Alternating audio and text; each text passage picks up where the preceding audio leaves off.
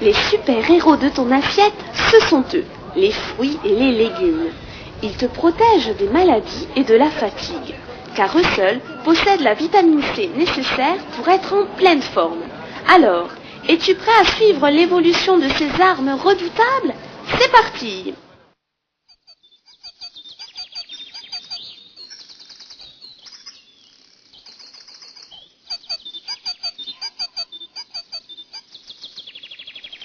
Les fruits et les légumes sont en fait des plantes qui ont chacune un cycle de vie propre.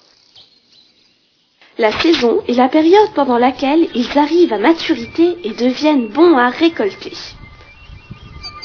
Relativement court pour les arbres fruitiers, la saison des légumes et de certains fruits, comme les fraises ou les melons, est beaucoup plus longue.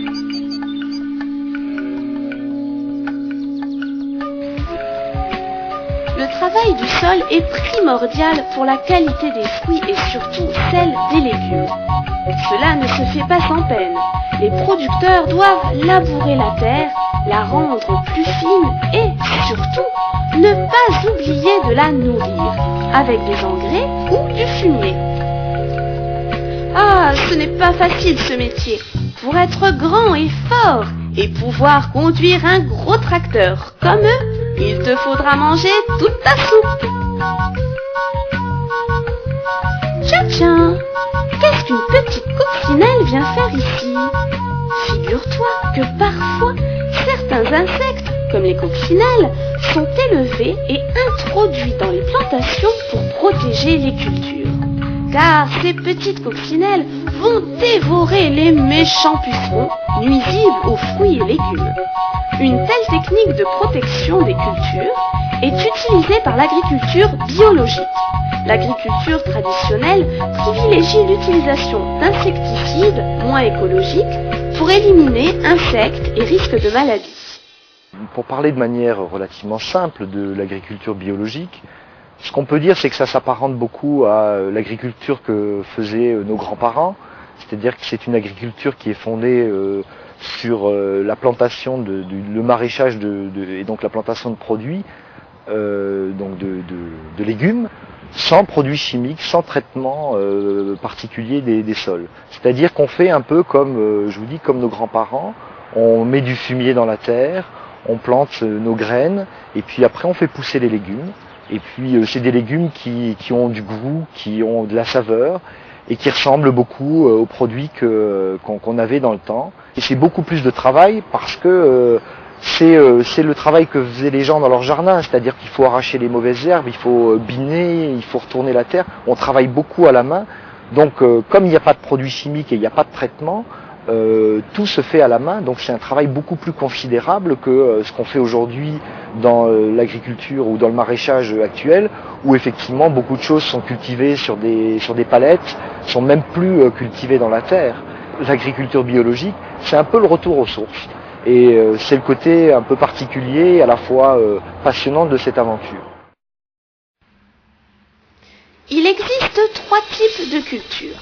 La culture de plein champ, pour les pommes de terre, les choux ou encore les salades qui poussent sur de grandes étendues. Le maraîchage, pour des cultures diversifiées telles que poireaux, carottes, tomates ou haricots qui se cultivent sur de petites surfaces. Et enfin, la culture sous serre, à l'abri des intempéries, qui permet de produire par exemple des tomates ou des concombres à différentes périodes de l'année.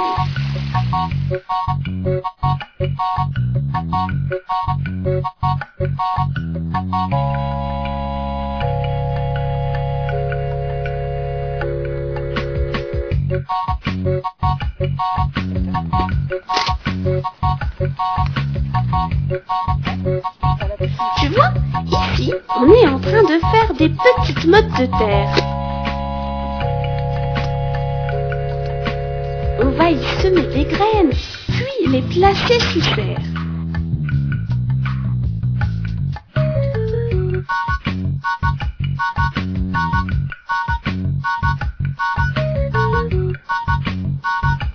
Des petites salades vont ainsi pousser. Quelques semaines plus tard, elles seront devenues plus fortes et pourront être piquées en plein champ.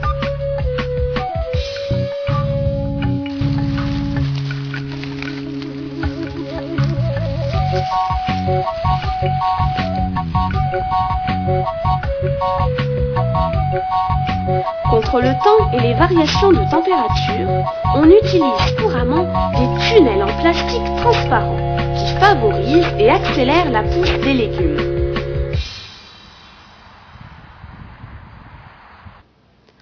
Le moment le plus important est la récolte. Sa date est décisive pour la qualité du produit. Trop mûr, celui-ci ne se conservera pas. Pas assez mûr, il n'aura aucune saveur.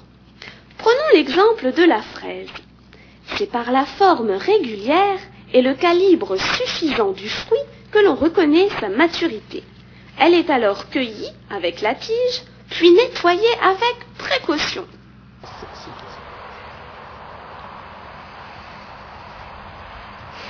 Sont bonnes ?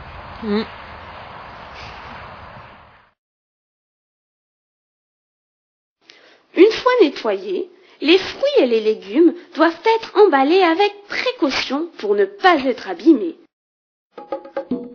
Barquettes, paniers, cagettes ou filets, à chacun son abri. Ici, nous sommes dans un marché de gros. C'est un lieu de transit où les distributeurs et collectivités viennent faire leurs courses. Tu ne verras jamais autant de fruits et de légumes différents.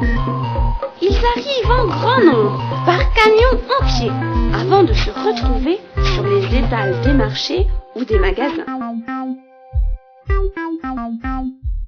Un assortiment de couleurs et de parfums qui donne envie de croquer dedans.